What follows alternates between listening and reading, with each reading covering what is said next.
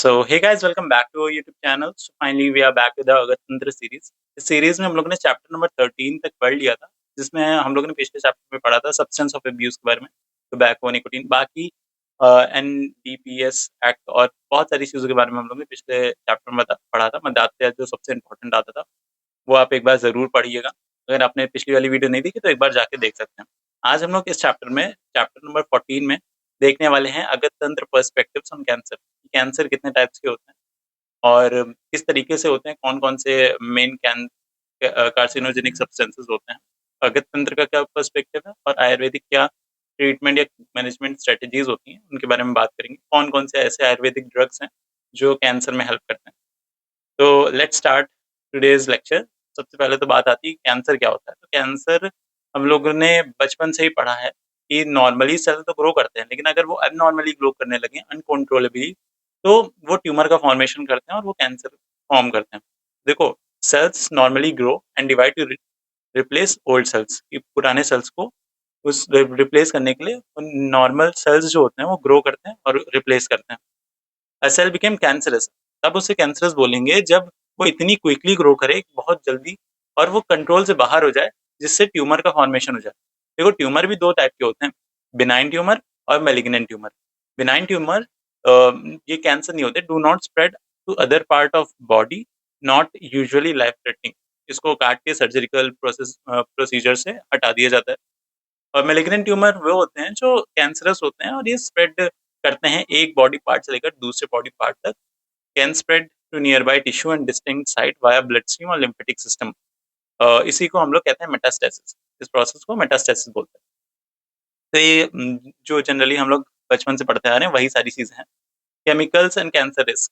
तो देखो, exposure to chemical and homes outdoors and at work में इंक्रीज द कैंसर रिस्क। कि अगर कहीं पे ऐसा है कि केमिकल्स, कार्सिनोजेनिक सब्सटेंसेस से एक्सपोजर हो रहा है तो वो रिस्क को बढ़ा देगा कैंसर होने का। की फैक्टर क्या होता है कि कितना, कौन सा टाइप है, कितना अमाउंट है, कितने ड्यूरेशन के लिए, क्या फ्रीक्वेंसी है, क्या टाइमिंग है और क्या रूट ऑफ एक्सपोजर है। वो बहुत डिपेंड करता है कि कैंसर होगा कि नहीं होगा, क्या या फिर उसका रिस्क और ज़्यादा एम्पलीफाई कर देता है। बहुत सारे नॉन कार्सिनोजेनिक होते हैं जैसे कि asbestos, beryllium, benzene, vinyl chloride, arsenic, proven to cause cancer in humans. तो कहीं पे भी आपको किसी भी चीज़ के इंग्रेडिएंट में अगर ये सारी चीज़ें दिख रही हैं, एस्बेस्टोस और ये सारी, तो आप उसे छोड़ दीजिए यूज़ करना, क्योंकि वो कार्सिनोजेन्स होते हैं। पॉसिबल्स कार्सिनोजन कि मतलब हाँ, ये भी करते हैं। तो इसमें आता है chloroform, DDT, formaldehyde, PCBs causes cancer in animals reasonably anticipated in humans. कि ऐसा हो भी सकता है कि ह्यूमंस में है। वर्क प्लेस रिस्क क्या होता है कि वर्क प्लेस एक्सपोजर अगर at higher level for a longer period. इसीलिए ऐसा होना चाहिए कि जिस भी वर्क प्लेस पे कोई इंसान काम कर रहा है उससे पहले उसको सेफ्टी और जो भी वहाँ की चीज़ें हैं उस पे ध्यान देना चाहिए। और किसी भी, जैसे फॉर एग्जांपल कुछ लोग होते हैं मतलब रेडियोथेरेपी करते हैं लेकिन अच्छे से सेफ्टी इक्विपमेंट्स और ये सारी चीज़ें नहीं पहनते, तो उसकी वजह से उनको कैंसर होने के चांसेस बढ़ जाते हैं। और बहुत सारी चीज़ें होती हैं, बहुत सारे अलग-अलग होते हैं। कुछ-कुछ जगहों पे आर्सेनिक का काम होता है, तो वहाँ जो लोग होते हैं वो उन लोगों को हो जाता है। तो इसी तरीके से होता है और क्या। ऑक्यूपेशनल कैंसर्स देखो, इसमें लंग्स में एस्बेस्टोस, आर्सेनिक, कैडमियम, क्रोमियम, निकल और रेडॉन आता है। ब्लैडर का कैंसर करता है एल्यूमीनियम, लेदर, रबर और benzidine. Nasal cavity, formaldehyde, would dust. लैरिंग्स asbestos, mustard gas, lymphatic benzene, ethylene oxide और एक्स रेडिएशन। और स्किन में आर्सेनिक, कोल टार और सनलाइट।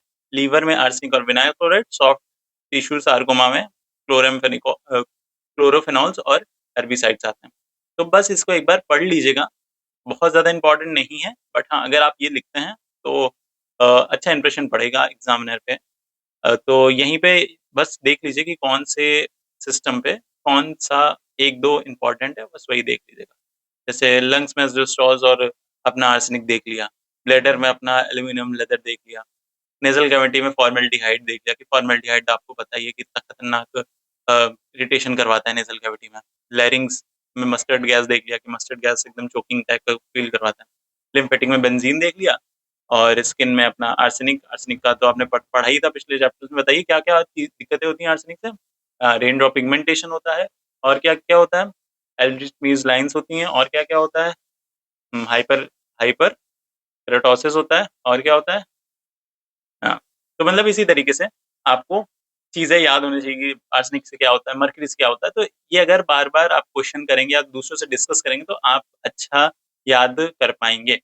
ऐसे की इनसाइट्स हैं certain occupation carry significant elevated cancer risk due to prolonged chemical exposure industries like aluminium production leather rubber and foundry work are high risk environment यहाँ पे ज्यादा risk होता है सोर्स क्या है सोर्स ये है यहाँ से मतलब इन लोगों ने बताया है कि यहाँ पे ज्यादा होता है American cancer society international agency for research on cancer ठीक है how chemical exposure affects the body देखो डायरेक्ट एक्टिंग प्रो कार्सिनोजेनिक और कार्सिनोजेनिक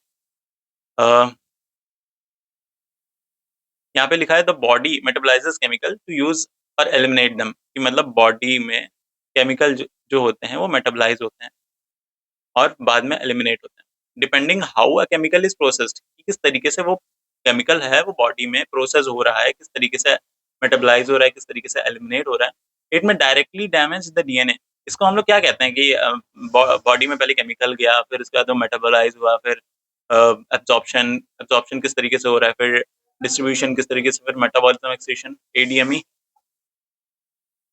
एडीएमई क्या होता है जल्दी से कमेंट सेक्शन में लिख के बताओ मुझे ठीक है और इट में directly damage DNA require metabolic activation और work in combination with another substance to cause cancer.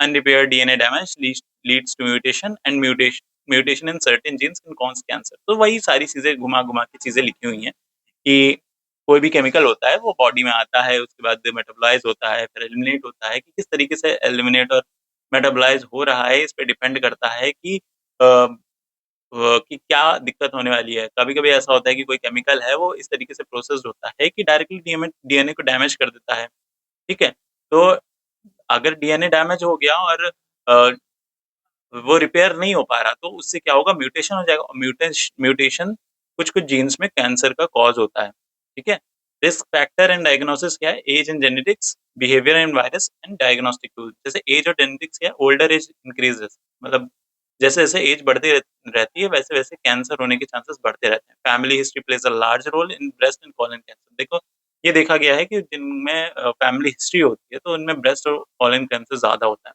Behaviour and virus देखो टोबैको जैसे हो गया टोबैको कुछ लोग कॉज करते हैं यूवी एक्सपोजर बहुत ज्यादा है जैसे धूप में बहुत ज्यादा कुछ लोग निकलते हैं तो स्किन कैंसर होने के चांसेस बढ़ जाते हैं और पुअर डाइट बहुत सारी आपने चीजें पढ़ी होंगी एनसीईआरटी में भी यूवीबी यूवीए इस तरीके से रेडिएशन पढ़ी होंगी एचपीवी हेपेटाइटिस बी और सी ठीक है Epstein Barr virus H pylori link to specific cancers ठीक है ये कुछ वायरस हैं और डायग्नोस्टिक टूल्स में क्या-क्या चीज़ें आती हैं biopsy, ultrasound, x-ray, CT, MRI, pap test, HPV, DNA test, colonoscopy and faecal occult बस ब्लड टेस्ट ये सारी चीज़ें होती हैं जिससे हम लोग ये पता लगाते हैं कि किस इंसान को कैंसर है कि नहीं है।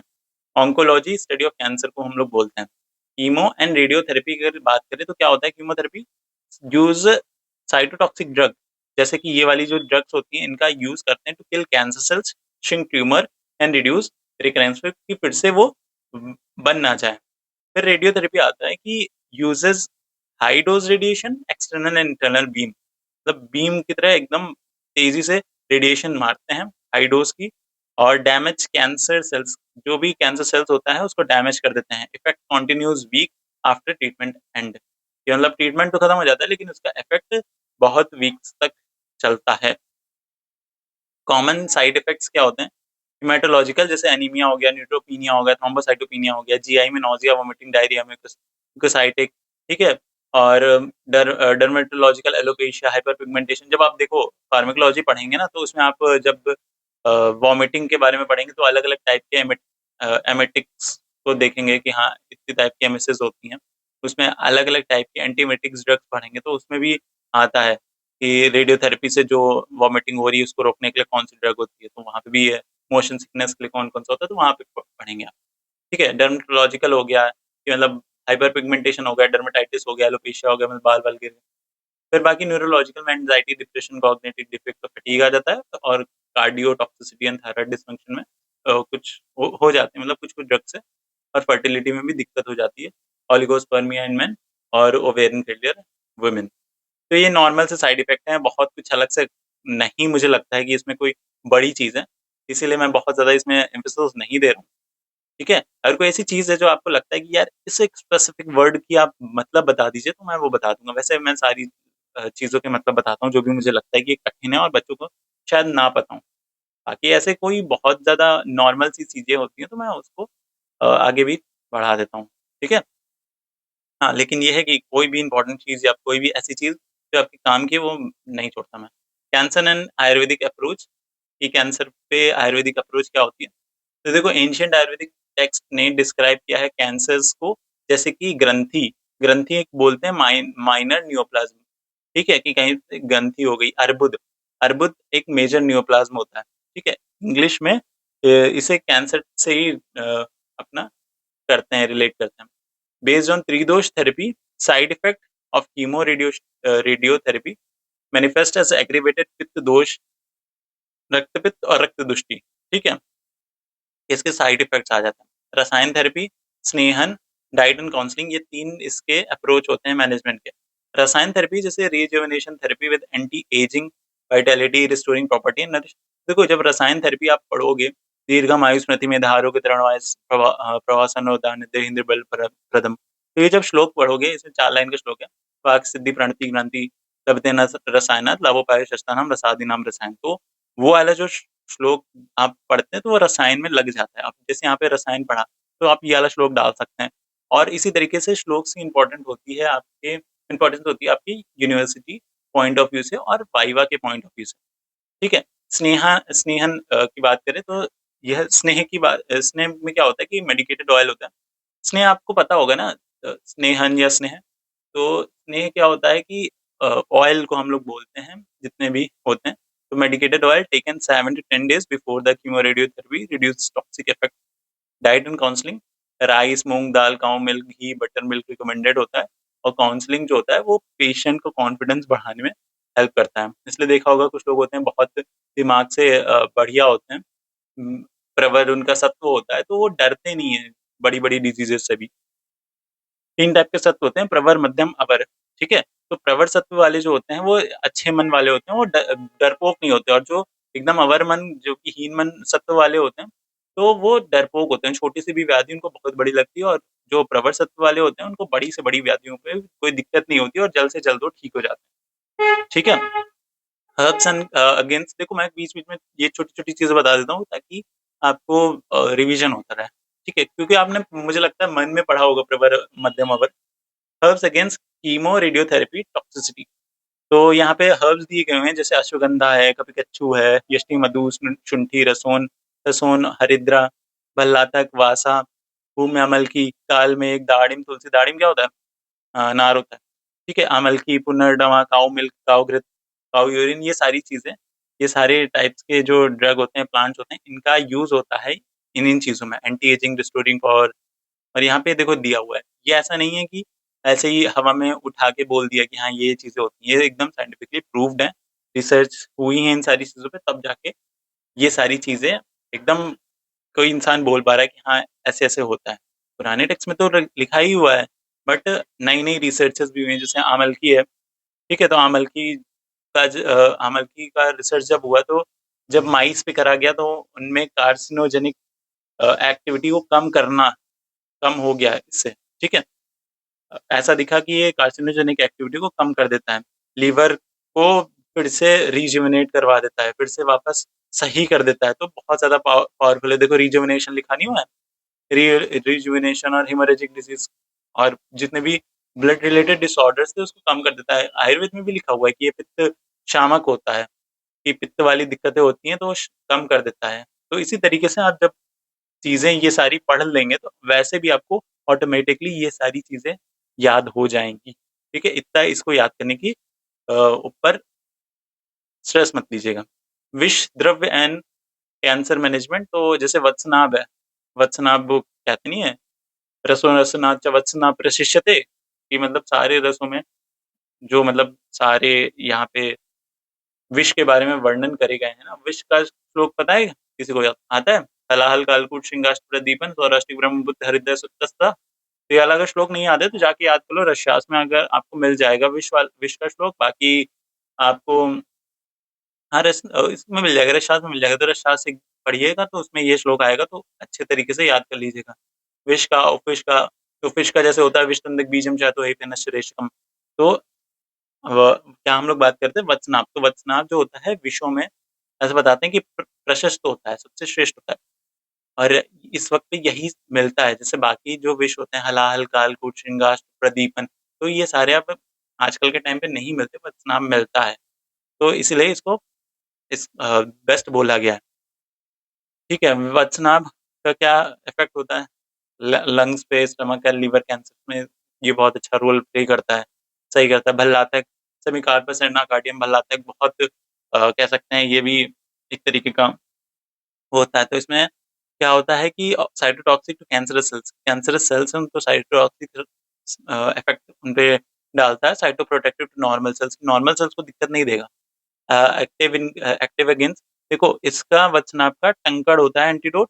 अगर किसी को वत्सनाभ से दिक्कत हो गई तो टंकड़ उसे देते हैं। भल्लातक से दिक्कत होती है नारिकेल, नारिकेल मतलब नारियल जो होता है वो। ठीक है, leukaemia, breast, cervical, pancreatic cancer, अर्क, अर्क हम लोगों को पता होगा, मदार जिसको हम लोग नॉर्मल बोलते हैं, मदार आपने देखा होगा। अर्क, कैलाट्रोपिस प्रोसिरा, सप्रेस ट्यूमर, इसका अगर विष जो होता है, इसका जो शीर होता है, अर्क शीर, आंखों में लग जाता है तो वो ब्लाइंडनेस कॉज करता है। आपने आपको पहले ही बताया भी होगा बड़ों ने कि ये इसका आंखों में मत लगाना दूध। तो suppress tumour cells, proliferation in colon, breast cancer cell line, bhang, cannabis, और भांग का भी होता है कुचला, कुचला आपने पढ़ा होगा, स्ट्राइकनस स्वामिका, धतूरा, गांजा, स्नोही, लांगली।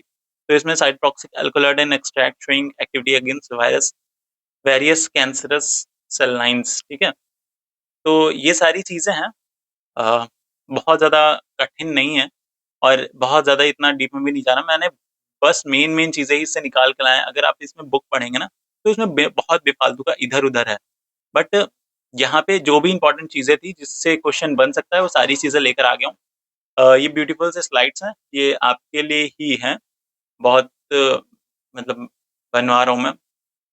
बाकी इसी तरीके से जब ये पूरा सीरीज खत्म हो जाएगी तब ये नोट्स आपके लिए लाइव हो जाएंगे।